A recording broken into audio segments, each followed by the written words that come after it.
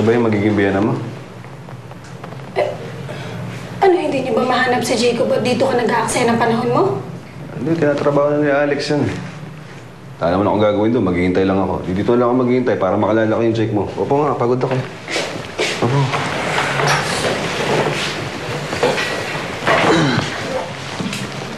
Okay, ano daw sakit nito? Sa puso daw.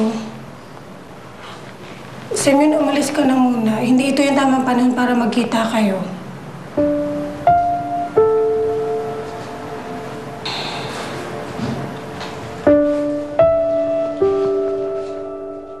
Maria! Maria, yung cellphone ko please, pakidala rito. Ito na. Good night. Good night, anak. Thank you.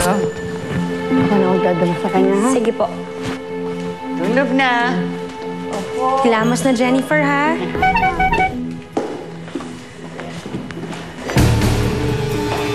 Oh my God!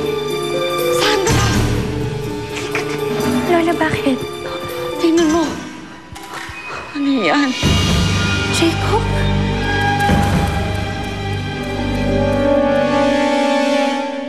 Bantayan mo na maigi yan si Jacob, ha?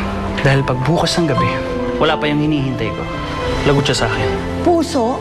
As in heart? Sigurado ba kayo? Yan ang nakalagay sa message niya, oh. Ano naman ang gagawin dun sa puso? Siyempre, pag nasira yung puso mo, kailangan mo ng heart transplant. Anong klase kayong mga tao? Hindi makapatay ang asawa ko, hinihingi na yung puso! Ibig sabihin yung kumuha kay Jacob may sakit sa puso? Siguro yung mahal niya sa buhay. Michael? Nay? Sino si Kyla?